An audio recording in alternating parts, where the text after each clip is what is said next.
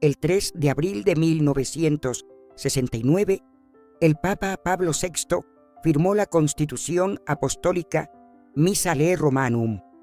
Con esa firma, el calendario litúrgico que la Iglesia había construido durante 16 siglos fue revisado, simplificado y en muchos casos eliminado, sin debate público, sin explicación detallada a los fieles, sin que nadie en la parroquia del pueblo te dijera exactamente qué había cambiado y por qué.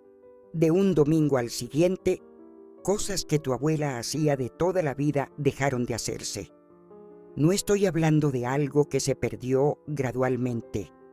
Estoy hablando de decisiones con fecha concreta, con firma y sello, que afectaron a cada misa que se celebra desde entonces en cada rincón del mundo católico. Y lo que se decidió, lo que se eliminó, nadie ha tenido nunca la molestia de explicártelo con claridad. La tradición número 11 de esta lista llevaba más de 12 siglos siendo obligatoria para todos los fieles. Desapareció en 1969 sin que la mayoría de los católicos supiera que había existido. La número 19 fue el corazón de la semana litúrgica durante 16 siglos. Hoy no existe en el calendario ordinario. Y la número 4, esta puede que la recuerdes o que tu abuela te haya hablado de ella, establecía que no podías recibir la comunión si habías comido algo desde medianoche, algo, una sola miga. Esa norma tenía 15 siglos de historia, fue reducida a 1 hora en 1964 y a nada práctico poco después. Esto no es una crítica a la Iglesia. La Iglesia es más grande que cualquier reforma y más vieja que cualquier papa.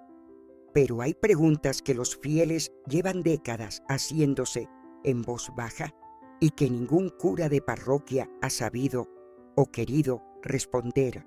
Hoy nosotros las hacemos y rescatamos 25 cosas que se perdieron. Hay algo que se olvida fácilmente cuando se habla del latín en la misa. No era un adorno, no era una preferencia estética, era la lengua en la que la Iglesia oraba desde el siglo IV. La misma lengua en una catedral de Toledo, en una capilla de Manila, en una iglesia de Buenos Aires, en una basílica de Roma.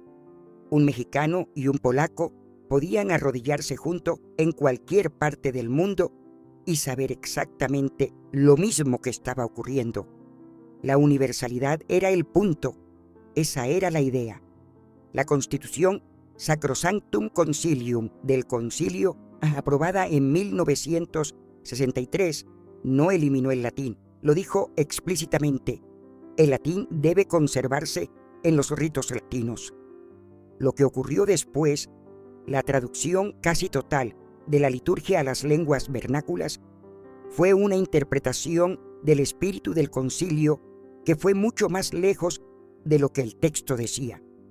El resultado: generaciones de católicos que no entienden una sola palabra del canon romano, que no reconocen el Kyrie cuando se canta en griego, que no saben qué significa Agnus Dei, aunque lo hayan escuchado toda la vida. Una fe cuya lengua sagrada se ha vuelto extranjera para sus propios fieles. Tu abuela rezaba en latín sin entender cada palabra y comprendía más de lo que creía. 4 veces al año, en invierno, primavera, verano y otoño, la Iglesia detenía el ritmo ordinario e imponía 3 días consecutivos de ayuno y abstinencia: miércoles, viernes y sábado. Se llamaban las 4 témporas y su origen se pierde en el siglo V, posiblemente antes. La idea era sencilla y profunda al mismo tiempo. El cambio de estación era un momento de gratitud y de penitencia. La Iglesia tomaba el ciclo natural del año, los mismos ciclos que toda civilización agraria había venerado desde el principio de los tiempos, y los consagraba. Les daba un sentido cristiano, les daba un nombre. Las témporas fueron eliminadas del calendario romano ordinario en la Reforma de 1969, sin explicación elaborada, sin sustituto equivalente. El resultado, el año litúrgico perdió 4 momentos de reflexión profunda que lo anclaban al ritmo real del mundo, y la mayoría de los católicos de hoy no han oído esta palabra en su vida. Si tu abuela quería comulgar en la misa de las 9 de la mañana, no podía comer ni beber nada, agua incluida, desde la noche anterior, desde medianoche, 9 horas como mínimo de ayuno total. Esta norma no era una invención de la Edad Media. Documentos del siglo IV ya la mencionan. Durante 15 siglos, recibir el cuerpo de Cristo en ayunas absolutas fue considerado un signo de respeto, de preparación, de conciencia del misterio al que uno se acercaba. La comunión no era un gesto rutinario, era un acontecimiento que preparabas desde la noche anterior. En 1953, Pío XII lo redujo a 3 horas. En 1964, Paulo VI lo redujo a 1 hora. El mensaje implícito de cada reducción, aunque nadie lo dijera así, era que el sacrificio previo era innecesario, que la preparación material no importaba demasiado. Hoy puedes tomar un café camino de la iglesia y comulgar 10 minutos después. Tu bisabuela habría encontrado eso casi inconcebible. Ya lo mencionamos en el primer vídeo, pero merece estar aquí, porque forma parte de este patrón más amplio, el desmantelamiento sistemático de la penitencia corporal como parte de la vida ordinaria, todos los viernes del año, sin excepción. Durante siglos, esa fue la regla. No era una imposición cruel, era la forma de marcar el tiempo, de recordar una vez por semana que un hombre murió en viernes y que ese viernes no es igual a los demás. La Conferencia Episcopal Española permitió sustituir la abstinencia por otras formas de penitencia a partir de los años 70. Otras conferencias episcopales hicieron lo mismo, y ocurrió lo que era predecible.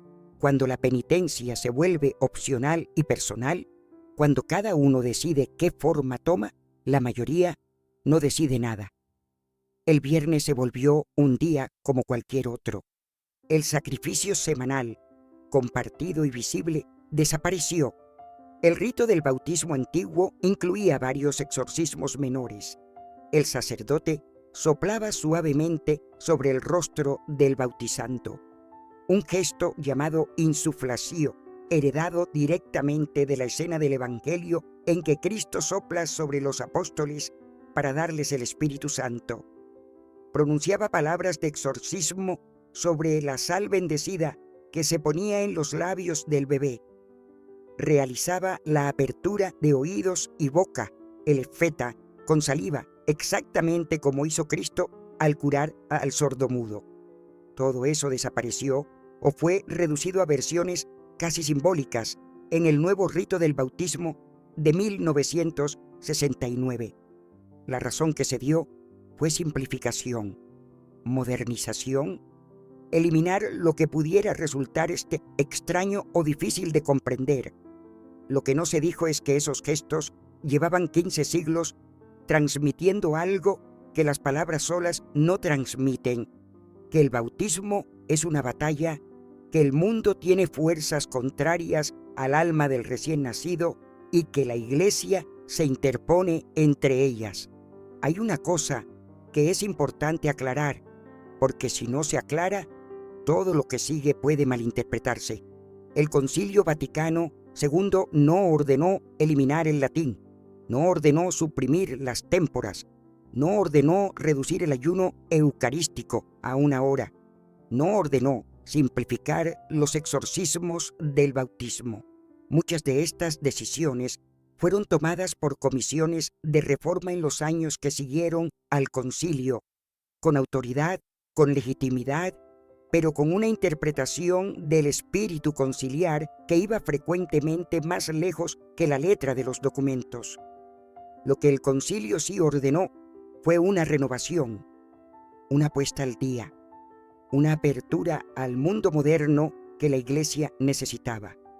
El problema no fue la intención, el problema fue la velocidad y lo que se perdió en la prisa, cuando una institución que ha tardado 16 siglos en construir algo lo desmonta en 4 años, inevitablemente tira cosas que no debía tirar.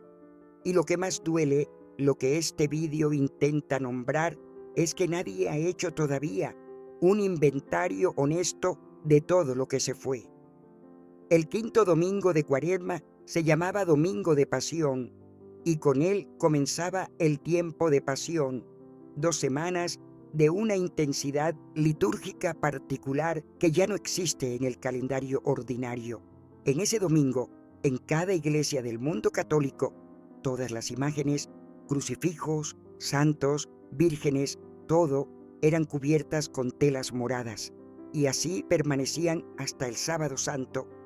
El efecto era extraordinario. Una iglesia sin imágenes visibles es un espacio diferente. El ojo no tiene dónde descansar. La ausencia pesa. El fiel que llegaba a misa y encontraba sus imágenes familiares cubiertas sentía en el cuerpo que algo había cambiado, que se acercaba a algo. Esta práctica fue suprimida como obligatoria en la reforma litúrgica. Hoy es opcional, y lo que es opcional, especialmente cuando implica trabajo y rareza, casi nunca se hace. Los 3 días anteriores a la fiesta de la Ascensión eran los días rogantes. En esos días, la parroquia entera salía en procesión al amanecer, literalmente al amanecer, antes del trabajo, para recorrer los campos cantando las letanías de los santos y pedir a Dios por la cosecha, por la salud, por la paz. Era el momento en que la fe más pública y más comunitaria del año se desplegaba sobre la tierra real, sobre los sembrados, sobre los caminos, sobre el cielo que amenazaba o prometía. Los días rogantes desaparecieron del calendario universal en 1969. Se dejó a las conferencias episcopales locales establecer algún equivalente. Pocas lo hicieron, y las que lo hicieron de manera tan discreta que nadie lo notó. Tu abuelo caminó por esos campos rezando antes del amanecer. Sus nietos no saben que eso existía. En el calendario antiguo, la Cuaresma no comenzaba sin aviso. 3 semanas antes del miércoles de ceniza, la Iglesia iniciaba un período preparatorio, el tiempo de Septuagésima. 3 domingos con nombres propios: Septuagésima, Sexagésima, Quincuagésima, que preparaban gradualmente el alma para el rigor de los 40 días. En esas 3 semanas, el aleluya desaparecía de la misa. Las vestiduras se volvían moradas, el canto cambiaba de tono. No era todavía Cuaresma, pero el ambiente ya decía: algo se acerca, prepárate. Esta preparación progresiva fue eliminada en 1969. El aleluya suena hasta el martes anterior al miércoles de ceniza y desaparece de golpe al día siguiente. El contraste es abrupto, donde antes era gradual. Las cosas importantes merecen una preparación. Los ritos antiguos lo sabían. La liturgia reformada, en este punto, parece haberlo olvidado. Antes de Navidad, ayuno. Antes de Pentecostés, ayuno. Antes de la Asunción, ayuno. Antes de los apóstoles, ayuno. Las grandes fiestas del año litúrgico tenían su propia vigilia con ayuno obligatorio, y ese ayuno era parte de la preparación. No llegabas a la fiesta sin haber pagado algo antes, sin haber esperado, sin haber tenido hambre. El hambre ritual es pedagógico. Quien ayuna antes de la celebración sabe que la fiesta es una gracia, no un derecho.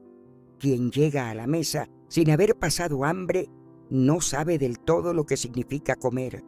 casi todas estas vigilias con ayuno fueron suprimidas o convertidas en algo tan opcional y tan suavizado que dejaron de tener efecto real. La Nochebuena se convirtió en una cena abundante antes de la misa del gallo. El orden se invirtió. El Dies Irae, el día de la ira, era el gran himno medieval de la misa de difuntos, escrito en el siglo XIII, probablemente por Tomás de Celano, compañero de San Francisco de Asís. 700 años de historia, 18 estrofas que describen el juicio final con una claridad que da vértigo, no el juicio cómodo y garantizado de muchas homilías modernas, el juicio real con sus preguntas y su silencio, el alma humana ante Dios sin intermediarios posibles. Brahms, Verdi, Mozart, Berlioz, Britten, todos pusieron música al Dies Irae en sus requiems. La humanidad produjo algunas de sus obras maestras como respuesta a este texto. Fue retirado de la misa de difuntos ordinaria en la Reforma de 1969. La razón oficial, su tono de temor, podría ser demasiado angustiante para los familiares del difunto. La realidad no dicha, el miedo a morir mal, el temor al juicio, la necesidad de prepararse para la muerte, todo eso empezaba a ser considerado poco pastoral, demasiado oscuro para el mundo moderno. Tu abuela escuchaba el Dies Irae y sabía que la muerte era seria. Sus nietos escuchan canciones de esperanza en los funerales y no saben exactamente qué han perdido. Hay una lógica que recorre todas las decisiones que estamos viendo, y vale la pena nombrarla. Se llama pastoral del confort. La idea de que la fe, para ser accesible, debe eliminar todo lo que pueda resultar difícil, oscuro, exigente o incomprensible. Que la liturgia debe ser amable, clara, cercana. Que el fiel moderno no puede o no debe ser perturbado. El problema es que la fe que no perturba no transforma. La liturgia que no exige no eleva. El rito que no tiene misterio no produce asombro. Los primeros cristianos, que eran perseguidos y vivían en catacumbas, tenían liturgias con exorcismos, con días de ayuno rigurosos, con latín, con silencio, con miedo reverencial, y su fe movía montañas. Literalmente construyó civilizaciones. Nosotros, que tenemos las iglesias calefactadas y los bancos acolchados, las hemos vaciado, y nadie quiere decir en voz alta si hay alguna relación entre las dos cosas. El domingo, en el calendario litúrgico antiguo, no terminaba con la misa de la mañana, terminaba con las vísperas de la tarde, el oficio de la hora nona, cantado o rezado en comunidad cuando el sol empezaba a bajar. En las catedrales y en los monasterios, las vísperas solemnes del domingo eran un acontecimiento litúrgico de primer orden. El pueblo que lo vivía, el pueblo de los pueblos pequeños, no el de las grandes ciudades, cerraba el domingo con ese canto. La jornada del Señor tenía un inicio solemne y un final solemne. Las vísperas se conservan en el oficio divino, que los sacerdotes y religiosos siguen rezando, pero para el pueblo fiel ordinario dejaron de existir como práctica viva. El domingo moderno no tiene fin litúrgico, simplemente acaba. Antes de los años 70, la forma ordinaria de recibir la comunión era arrodillado en la comulgatoria, con la boca abierta, recibiendo la hostia directamente sobre la lengua de manos del sacerdote. La hostia nunca debía caer al suelo ni tocar manos no consagradas.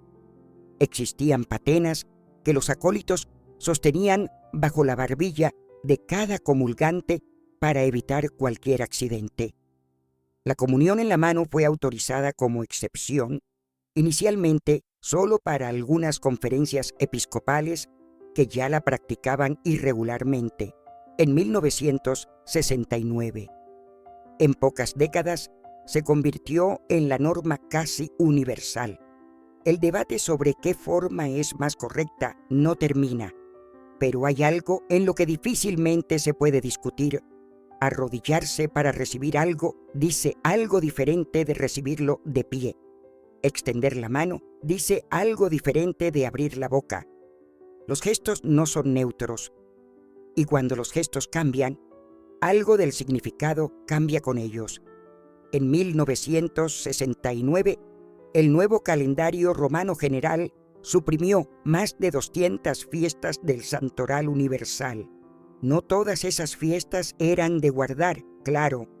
Muchas eran memorias menores, pero entre las que desaparecieron o fueron reducidas de categoría, había algunas que los fieles llevaban siglos celebrando como fiestas propias, con misa preceptiva y descanso laboral. San Pedro Canicio, que casi no conoces, santos protomártires de Roma, los primeros cristianos quemados en los jardines de Nerón, que dejaron de tener su propio día universal. La octava de Pentecostés, suprimida. La octava de la Epifanía, suprimida. El resultado práctico, el año litúrgico se vació. Los momentos de pausa obligatoria, de ruptura con el ritmo laboral, de recordatorio de que el tiempo no solo pertenece al trabajo. Muchos de esos momentos fueron eliminados. La Iglesia, queriendo ser menos exigente con el tiempo de los fieles, consiguió que los fieles dedicaran menos tiempo a la Iglesia. El Sábado Santo es el único día del año en que la Iglesia no celebra ningún sacramento. Sin misa, sin bodas, sin bautismos, sin nada. Cristo está en el sepulcro. La Iglesia espera. En la tradición antigua, ese silencio era absoluto desde el jueves por la noche hasta la vigilia pascual del sábado. Las campanas enmudecían, el órgano callaba, los santos estaban cubiertos, el tabernáculo, abierto y vacío, mostraba su interior como una herida. Hoy ese silencio se conserva en teoría, pero la cultura moderna ha llenado el Sábado Santo de actividad. Compras de última hora para la cena de Pascua, preparativos, excursiones, televisión.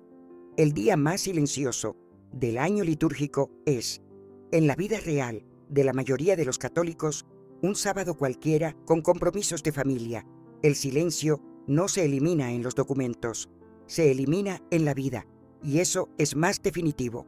Kyrie eleison, Christe eleison, Kyrie eleison, Sancta María, ora pro nobis, Sancte Miquel, ora pro nobis, Sancte Johannes Baptista, ora pro nobis, Sancte Petre, ora pro nobis. Las letanías de los santos eran el gran canto de la comunión de los santos, la certeza de que la Iglesia no está formada solo por los vivos, sino por todos los que la habitaron antes. Cada nombre pronunciado era un recordatorio. No estás solo. Hay alguien que ya llegó, que ya está del otro lado, que puede interceder. En la liturgia ordinaria, las letanías se han reducido a unas pocas ocasiones específicas: la vigilia pascual, las ordenaciones, algunas bendiciones solemnes. El pueblo que iba a misa cada semana podía pasar meses sin escucharlas. Una iglesia que no invoca a sus santos en voz alta y en comunidad empieza a olvidar que tiene santos. Entre la lectura de la epístola y la del Evangelio, la misa antigua incluía el gradual, un canto de extraordinaria complejidad melódica, generalmente del libro de los Salmos, que el coro o el cantor interpretaban mientras los fieles meditaban en lo que acababan de escuchar. El gradual no era un interludio musical, era una parte integral de la liturgia de la palabra, un momento en que la belleza sonora del canto forzaba una pausa real, una entrada en el texto, una contemplación antes de que llegara el Evangelio. Fue sustituido en la Reforma por el salmo responsorial, más sencillo, más participativo, más accesible. Todas esas cosas son ciertas. Lo que también es cierto es que el gradual gregoriano, cuando se cantaba bien, producía algo que el salmo responsorial moderno rara vez produce: silencio interior. Hay algo que es justo decir aquí antes de continuar. La mayoría de los sacerdotes que conoces no saben explicar estas cosas porque nadie se las explicó a ellos. Se formaron en seminarios donde la liturgia antigua era historia, no práctica, donde las témporas eran una nota al pie, donde el dies irae se estudiaba como pieza musical, no como oración. No es mala voluntad, es laguna, una laguna que se fue transmitiendo de generación en generación hasta que llegó a ser tan grande que nadie sabe exactamente qué falta. Lo que este vídeo no pretende, y esto es importante, es decir que todo lo antiguo era mejor y todo lo nuevo está mal. No es eso. La Iglesia tiene autoridad para reformar su liturgia y lo ha hecho a lo largo de la historia. Lo que sí pretende es que los fieles sepan lo que se cambió, que puedan juzgar con conocimiento, que la historia de su propia fe no les resulte extranjera. Tu abuela no pedía permiso para saber lo que rezaba y por qué. Tú tampoco deberías necesitarlo. El día monástico termina con completas, el último oficio de las horas, breve, sereno, siempre idéntico, que entrega la noche a Dios antes de dormir. En los monasterios, después de completas, se guarda el gran silencio hasta la mañana siguiente. Nadie habla, la noche comienza. Las completas existían también como práctica familiar, no con la solemnidad monástica, pero sí como gesto de clausura del día, unas oraciones específicas, el examen de conciencia, la entrega de las horas vividas. La mayoría de los fieles de hoy no conocen la estructura de las horas canónicas, no saben que el día tiene una liturgia propia más allá de la misa. La Iglesia ora 7 veces al día, el Salmo lo dice, y la mayoría de sus hijos solo saben de una. En la misa de bodas antigua existía un momento singular que hoy casi nadie recuerda: la velación. Después del Padre Nuestro, los padrinos extendían sobre los hombros de los novios un velo blanco mientras el sacerdote pronunciaba una bendición especial. El velo unía físicamente a los contrayentes bajo una misma cubierta sagrada. No era un adorno fotogénico, era un símbolo de cobertura espiritual, de que el matrimonio era un misterio que los cubría a ambos y los protegía, que lo que se había unido pertenecía ahora a otra categoría de realidad. La velación fue simplificada en el nuevo rito del matrimonio de 1969. Hoy es opcional y rarísima. Muy pocos sacerdotes la conocen, muy pocas novias saben que existió. El 28 de diciembre, 4 días después de Navidad, la Iglesia recordaba la matanza de los santos inocentes, los niños menores de 2 años asesinados en Belén por orden de Herodes. En el rito antiguo, ese día tenía una carga litúrgica singular. Los ornamentos eran morados en vez de blancos o rojos, a pesar de que los santos inocentes son mártires. El aleluya no se cantaba. El gloria desaparecía de la misa. La Iglesia estaba, en plena Navidad, de luto. Era un contrapeso teológico de una honestidad brutal. La Navidad ocurrió en un mundo que mató niños por miedo a la luz. No era una fiesta sin sombras. El gozo y el dolor convivían, porque así conviven siempre en la realidad. Hoy los santos inocentes tienen ornamentos rojos de mártires triunfantes en la liturgia reformada. El luto desapareció, el contrapeso también. En la misa dominical del rito antiguo, antes de comenzar la celebración, el sacerdote bendecía el agua y asperjaba a los fieles con ella, el rito llamado asperges me, o en tiempo pascual vidi aquam. Mientras lo hacía, el coro cantaba el salmo que comenzaba con esas palabras: asperges me, Domine hisopo et mundavor. Rocíame, Señor, con hisopo y quedaré limpio. Era un rito de purificación antes de entrar en el misterio, un recordatorio del bautismo, una entrada gradual en lo sagrado que preparaba el alma antes de que comenzaran las oraciones.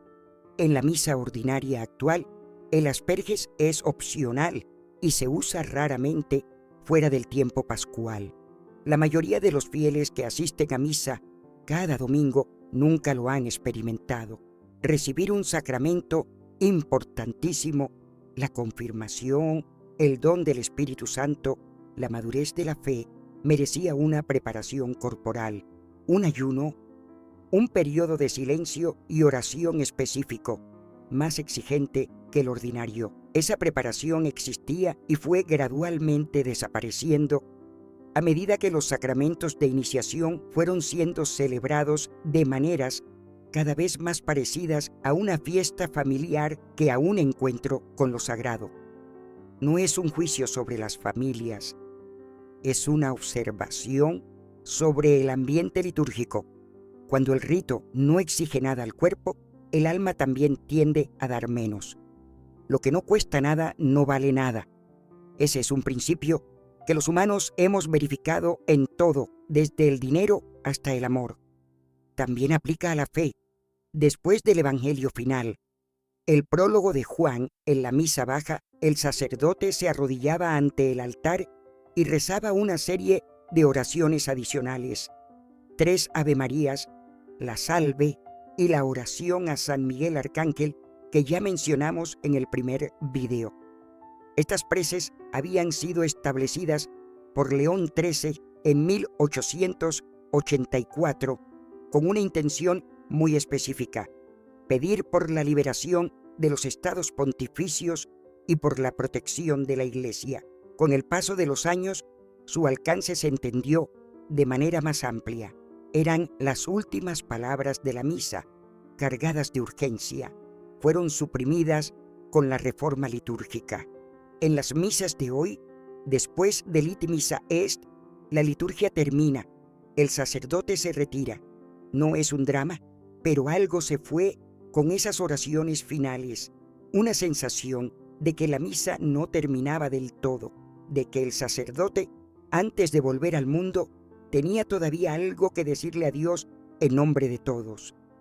En la misa antigua, el canon, el corazón de la consagración, las palabras más sagradas que el sacerdote pronuncia, se recitaba en silencio, o más precisamente, en voz muy baja, inaudible para los fieles, casi como un susurro entre el sacerdote y Dios.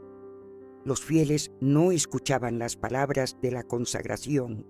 Lo que sí escuchaban era la campanilla que señalaba los momentos clave, y esa campanilla en el silencio, saber que algo estaba ocurriendo, algo inmenso, algo que las palabras no podían contener del todo, producía un estado de recogimiento que ninguna amplificación puede reproducir. La razón teológica del silencio era esta: que el misterio de la transustanciación no es un espectáculo para ser observado, sino un acontecimiento ante el que el ser humano solo puede inclinarse.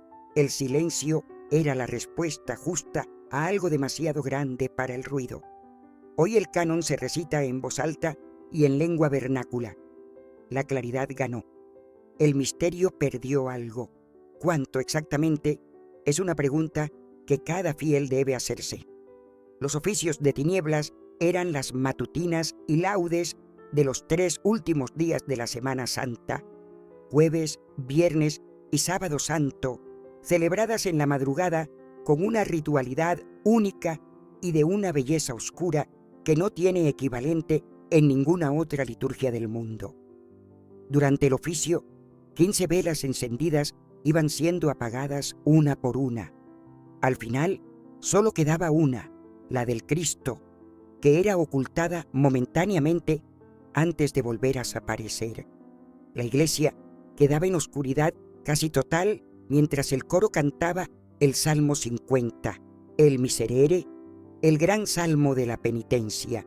y luego hacía un ruido fuerte con los libros de coro, el ruido que representaba el terremoto de la muerte de Cristo. Verdi, Palestrina, Allegri, el Miserere de Allegri fue durante siglos un secreto de la Capilla Sixtina, que no permitía copiarlo. El joven Mozart lo escuchó una vez y lo transcribió de memoria al salir. Los oficios de tinieblas fueron simplificados hasta casi desaparecer en la reforma litúrgica. Los que todavía se celebran en algunos monasterios son, para quienes los experimentan, uno de los ritos más poderosos que la Iglesia ha producido en toda su historia. Todo lo que hemos visto en este video tiene un denominador común. No es el latín, no son las témporas, no es el canon en silencio. Es esto: la fe de nuestros abuelos era un combate, una lucha real entre lo que el ser humano quiere y lo que Dios pide, una tensión entre la comodidad y la santidad, una exigencia que no se suavizaba para no molestar a nadie. El ayuno decía: tu cuerpo no lo es todo. El silencio del canon decía: hay misterios que superan tu comprensión.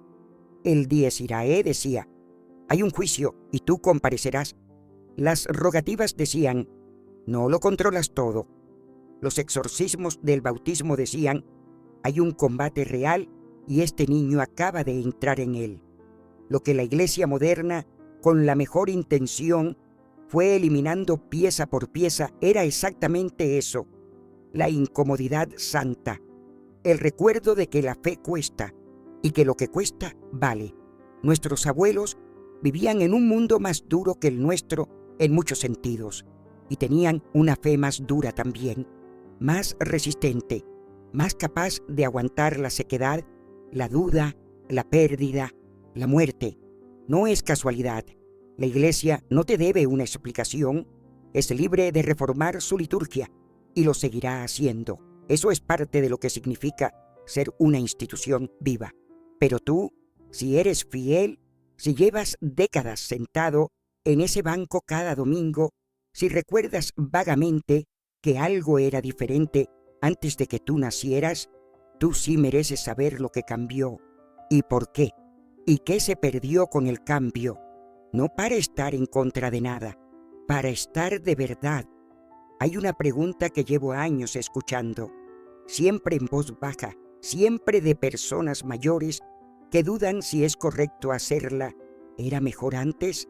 No te voy a dar la respuesta, no es mi lugar, pero sí te voy a pedir que la hagas en voz alta, porque las preguntas que no se hacen son las que más daño hacen a la larga.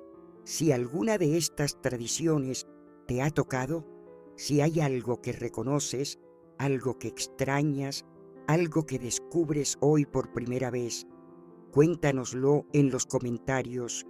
Cuéntanos qué recuerdas. Cuéntanos qué preguntas tienes. Suscríbete, porque el silencio en el que se perdieron estas cosas no tiene que ser el silencio en el que se queden.